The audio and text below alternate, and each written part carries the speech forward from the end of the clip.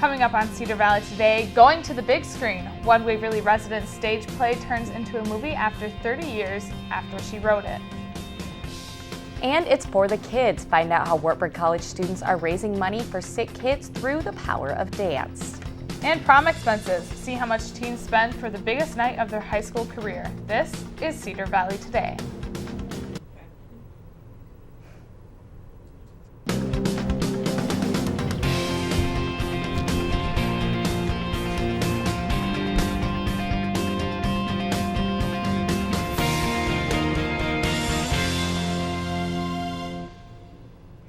Hello and welcome to Cedar Valley Today. I'm Nicole Lyons. And I'm Kelsey Bemis. One Waverly resident is trying her hand at writing history. Cedar Valley Today's Jeannie Edson is here to tell us more. Jeannie? Thanks, Kelsey.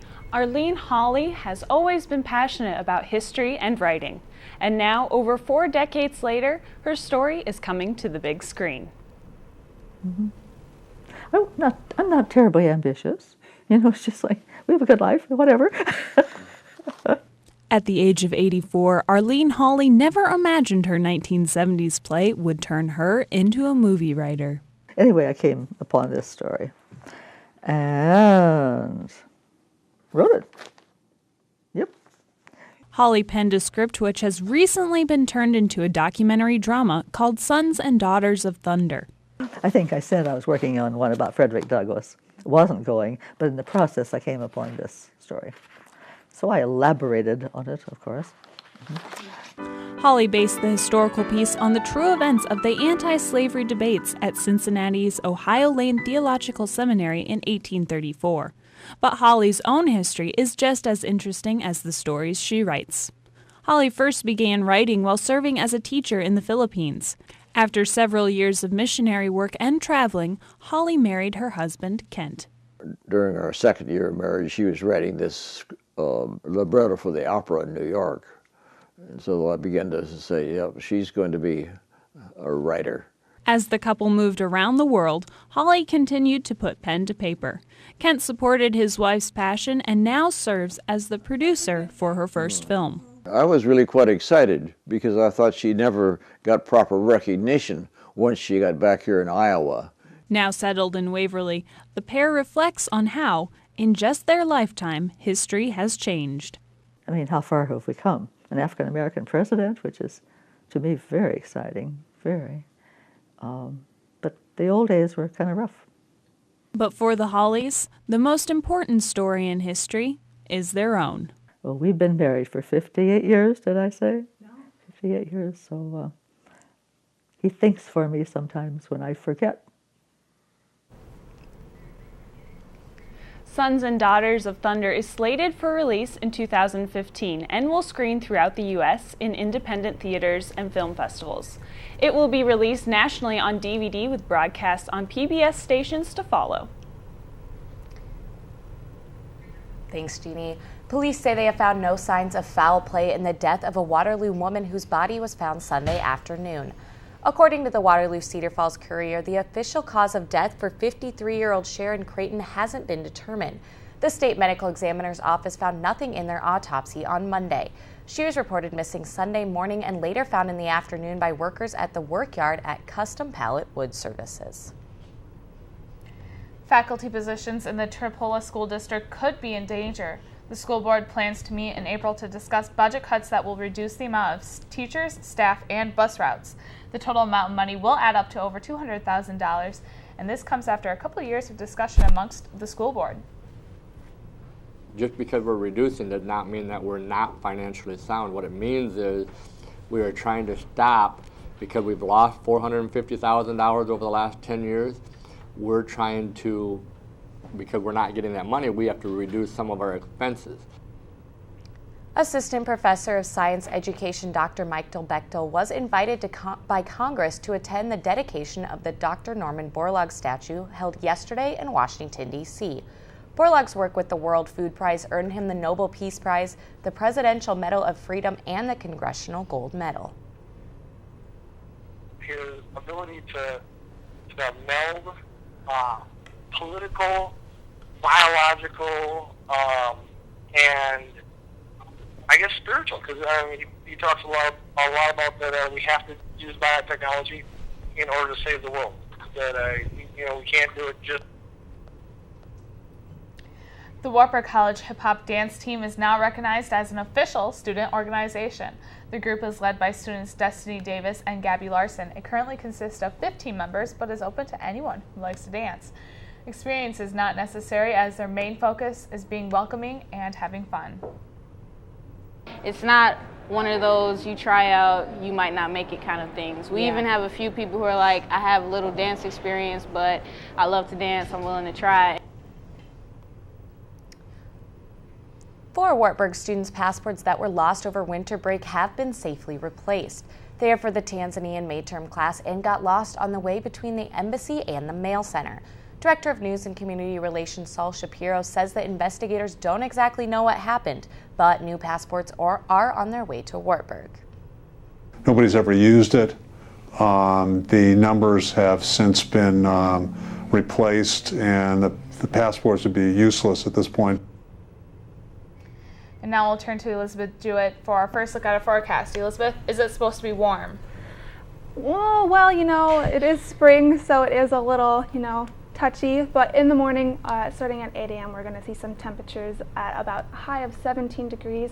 And as we move on throughout the day, we're going to see some windy weather, not too windy that we have seen in the past. As we move on, we're going to see a high of about 37 degrees. And as we move on throughout the evening at about 5 p.m., we're going to see a high of about 47. So it is going to be a little bit warmer than we are used to here in Iowa, but it's still going to be a little chilly out. All right, well, thank you. And with the warm temperatures slowly on the rise, farmers around the area come to Waverly for one of the largest horse sales ever.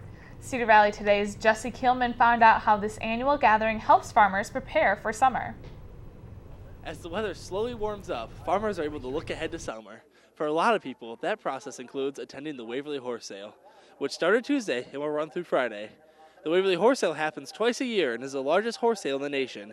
It started in 1947, and since then has welcomed many visitors to the area. Everstead of Wisconsin and Roger Lovestead of Decorah both say they've been attending the sale for about 50 years.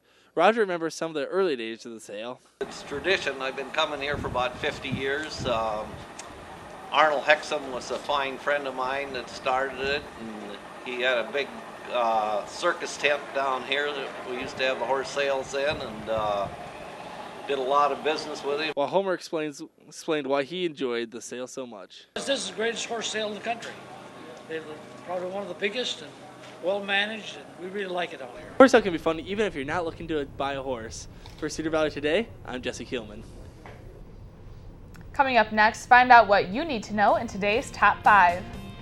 And find out how area high schoolers are preparing for prom and the cost it comes with. We'll be back in 2 minutes. Welcome back to Cedar Valley Today.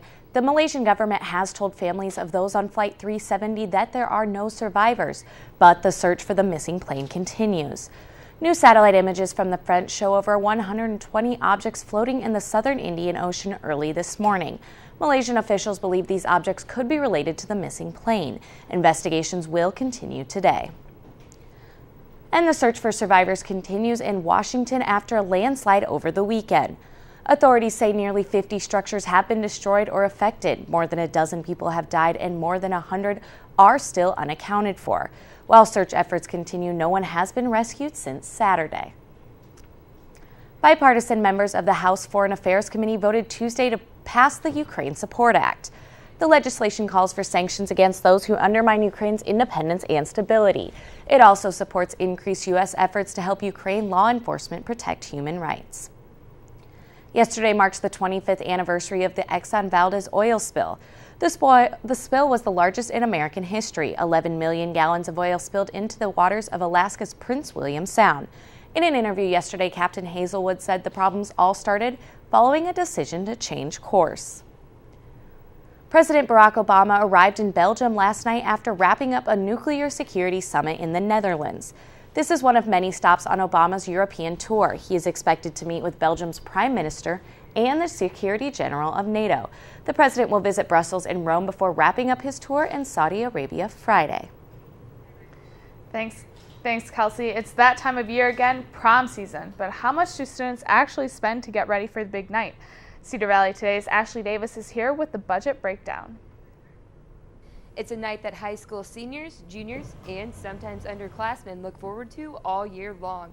But while many great memories are made, they come at a fairly large expense. Well, there's the tux, there's getting into prom, there's the meal, any activities you want to do after prom. Like last year we went laser tagging and we're thinking about doing that again this year. And then, of course, if you're staying out late, you got to go get breakfast, so there's that. In just a few short weeks, prom will be here, and high schoolers from all over will put forth hundreds of dollars for the night. If you were to buy like a $500 prom dress and spend, $50 on accessories to get your hair done and your nails, that's probably another $50 to tan. Yeah, probably $700, $800, $900. $150, plus that's just the night without rentals and everything. Mm-hmm. With rentals it was probably $200, and then I had another prom to go to, so $400. Well, the biggest one is your dress. So you have to find your dress. That's usually the most expensive. And then there's all the little things that you don't think about: shoes, jewelry, nails, hair, the meal, your flowers. But Cook says spending a few $100s on a dress alone isn't unusual. I think sometimes when people go into it not expecting that you're going to pay, $500 for a dress, it can be, a little frustrating at first. But then as you go to more stores, you realize that it's pretty normal to pay, between $350 and $550. As for Hansen, the price tag on the night isn't his main focus. Well, it depends on who you're with and what you do. Because last year it was definitely worth it, and I think it will be again this year as long as, we have a good time. Cedar Valley Today looked into a 2012 study conducted by Visa showing that the price of prom has risen 5%. This puts the national average spend on prom at $1,139. Back to you at the desk. Coming up next on Cedar Valley Today, see why Wartburg students are dancing for a good cause. And then we'll take a look at your full forecast before you head out that door. We'll be right back. We're going to start with a recap for our weather for today. We're going to start off with some sunny skies, and as we move on throughout the day, it is going to get a little bit warmer with a high of about 47 degrees as we hit about 5 p.m. It's going to be pretty windy with gusts at about 22 to 24 miles per hour. Then as we move on to tomorrow, we're going to see some possible chances of rain throughout the day. We're finally going to be seeing some spring rain as opposed to snow. We're going to see some higher temperatures at about 44 degrees as we move on throughout the day. There's going to be about 70% chance of rain all day long. And then as we move on to our state highs, we are going to be looking at some varying temperatures throughout the state. Sioux City is going to be about the high that we're going to see. Mason City is going to be about 48. Waterloo at about 50. Des Moines, we're looking at about 57. Cedar Rapids at about 47. And then as we go ahead and look at Dubuque, we're going to see only about 43. And then as we look at our 5-day forecast, Thursday we're going to see a chance of rain, like I said. Friday, we're going to see some partly sunny skies with a high of about 43 degrees. Saturday, we're going to see some sunshine with a high of about 51 and a low of 37. Sunday, we're going to see some partly sunny skies with a high of 65. So we're going to be seeing some warmer and some sunshine. And Monday, we're going to again see some rainfall. We're going to go ahead and send it to you guys at the desk. Thanks, Elizabeth. Wartburg students are gearing up to dance the day away. Wartburg Dance Marathon is this Saturday in the W. Students work to fundraise money to donate to the Iowa Children's Hospital. Dance Marathon Executive Director Allie Seaver is here to fill us in on this annual dance. Now, can you tell me exactly what is the Dance Marathon? Dance Marathon is a completely student-run organization which happens every year here on campus. We fundraise all year long and raise money for the University of Iowa Children's Hospital and the Children's Miracle Network. So we hold this event. This year it's 12 hours long, and students are required to raise at least $100 for the cause. A lot of people go well beyond $100. And then we hold this 12-hour event, and students are come to this event and stand for 12 hours and dance, and we have games, activities. All right, now can you tell me a little bit about who's involved with this dance marathon? The dance marathon team includes myself and 3 other assistant directors. And then under that, we have 5 different committees, which each have 2 co-chairs. And on top of that, we have 16 morale captains who are mainly in charge of recruiting the students and making sure that the morale is kept up all day long, excitement and fun things going on. And then on top of that, we have Wartburg students participate as dancers. Okay, and then how can students get involved with the dance marathon? We actually have our own website on Donor Drive where it handles the registration and all the fundraising. They can also go to www.wartburg.edu/DM, and we have a link to our registration page there. All right, and walk me through the fundraising. Like, what's your fundraising goal? How much have you fundraised? That kind of thing. We don't know how much we've fundraised this far because people bring donations the day of, and we have various forms of revenue coming in for donations. But our goal is $40,000. Okay, and who can donate to? Anyone can donate. We have faculty donating monetary donations as well as different snacks and random donations that we need throughout the day. We have community members, many students' family members, students donate themselves, so anyone can donate. Okay, and how long does the fundraising go till, and how long have you been fundraising for? We've started fundraising all the way back in May, actually, after our other event was done. We had a mini marathon with one of the schools, the school in Maynard, Iowa. They did a mini marathon for us and raised almost $1,000, so that gave us a good kickstart. And then we did various fundraisers starting in August, I believe, or September. So it started way back then. All right, thank you very much. And the dance marathon will take place all day Saturday in Levick Arena. Participants will be collecting donations until then. And coming up in sports, see how Wartburg's softball team has already won more games this season than the last 2 seasons combined. We'll be right back.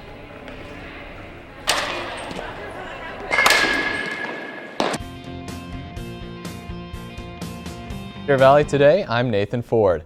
At the onset of the 2014 season, expectations were low for a Wartburg softball program that had just 10 wins total over the last 2 seasons. But this year the team is riding a 10-game winning streak en route to a 15-3 overall record thanks to a large freshman class that is already making an impact.